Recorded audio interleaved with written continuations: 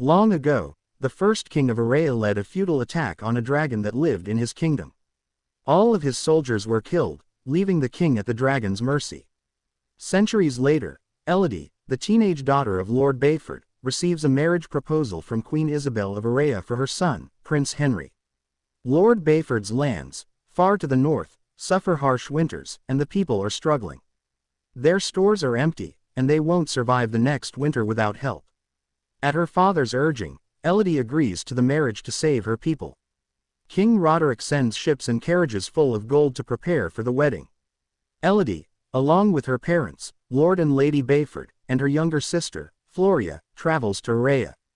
Elodie is known for her skill in designing mazes. As they arrive in Araya, Elodie faces an uncertain future, knowing her marriage will determine the fate of her kingdom. Upon arriving in Araya, the Bayfords are awestruck by the kingdom's immense wealth and grandeur. That night, from her chambers, Elodie notices a strange fire burning at the top of a nearby mountain.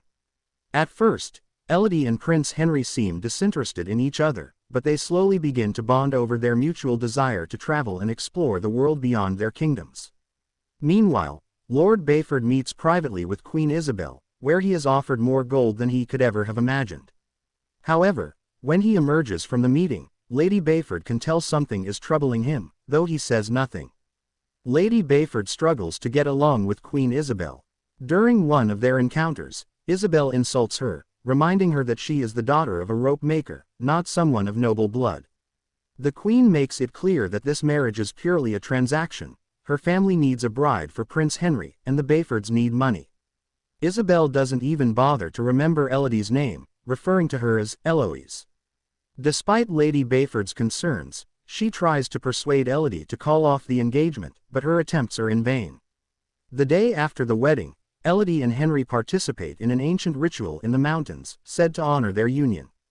Queen Isabel explains that when their ancestors first settled the land, they were terrorized by a fierce dragon. This dragon, the last of its kind, devastated the villages. The first king of Araya attempted to slay the creature but was defeated. In a desperate bid for peace, the king made a pact with the dragon, agreeing to sacrifice his 3 daughters. By doing so, the king placed his duty to his people above the love for his children.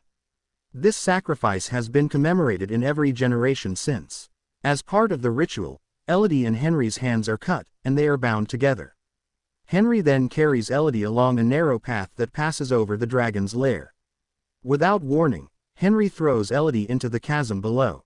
Recovering from the fall, Elodie realizes the horrifying truth: she is the actual sacrifice. Her cries echo through the chasm, awakening the dragon. As she regains her strength, she notices pieces of jewelry scattered around her, none of which belong to her. This chilling discovery confirms that she is not the first to be thrown into this pit. The dragon, now awake, begins to speak to Elodie. It mistakes her for a member of the royal Aurine family due to the scent of Henry's blood, which masked her own during the ritual. Realizing this, Elodie manages to escape, but not before the dragon burns her leg.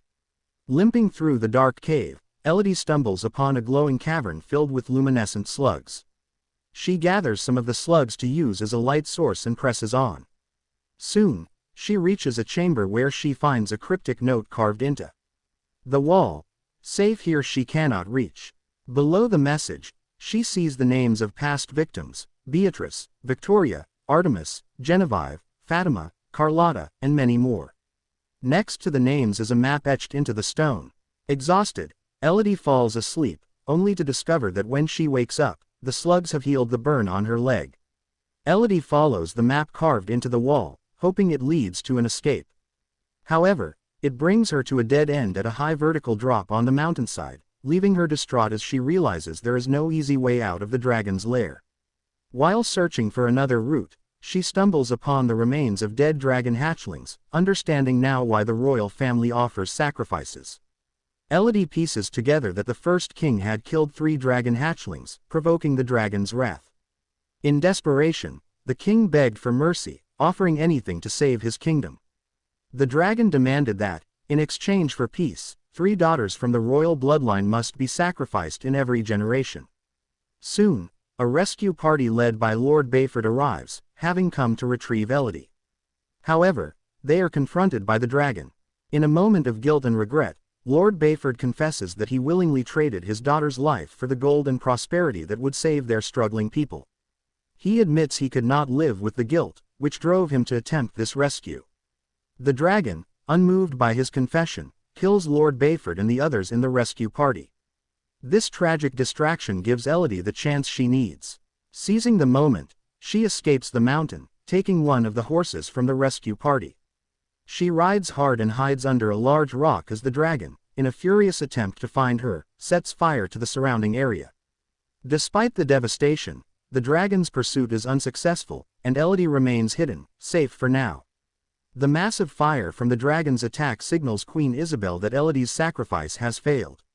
In response, Isabel kidnaps Elodie's younger sister, Floria, as a replacement for the dragon's ritual. When Lady Bayford learns of this, she rides out to inform Elodie, who immediately returns to the mountain to save Floria. When she arrives, she finds Floria left alive as bait for the dragon. Determined to rescue her sister, Elodie creates a diversion to lure the dragon away from Floria. She tells Floria to hide while she faces the dragon head-on. In her confrontation, Elodie attempts to reason with the creature, explaining that they were all deceived by the Orines. The royal family claimed that the first king only attacked the dragon to defend his people, but the dragon reveals that the king came unprovoked. Elodie then shares her discovery from the ritual, telling the dragon that the mingling of her and Henry's blood during the wedding misled the dragon into believing that all the princesses offered as sacrifices were of true Orine royal blood. This mingling had masked their true identities. Despite Elodie's efforts, the dragon refuses to believe her, enraged by centuries of betrayal.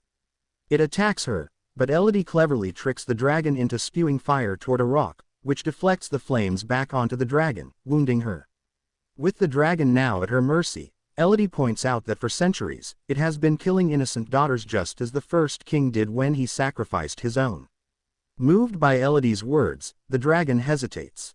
Elodie then uses the glowing slugs she found earlier to heal both her own injuries and the dragon's wounds, proving her sincerity and compassion. This act of healing wins the dragon's trust and loyalty, marking the end of the bloodshed and forging a new bond between Elodie and the once feared creature. Elodie, now armed with the truth and the dragon's loyalty, returns to Araya and interrupts another wedding ceremony at the palace. This third princess is next in line to be sacrificed to the dragon, following Elodie and Floria. Bursting into the ceremony, Elodie exposes the treachery of the Orine royals, revealing the true nature of their pact with the dragon and how they've been sacrificing innocent daughters for generations. Elodie warns the new bride and her family to flee before they meet the same fate. As chaos erupts, the dragon arrives, setting the palace ablaze. The flames engulf the entire palace, consuming the Orine royals and their nobles inside, finally bringing an end to the generations of deception and bloodshed. Days later, Elodie, along with Floria and Lady Bayford, sails home. Their ship is loaded with supplies, enough to save their people from starvation. The once feared dragon now accompanies them, a symbol of the peace Elodie has forged, and together they return to their kingdom, leaving behind the ruins of Araya's dark legacy.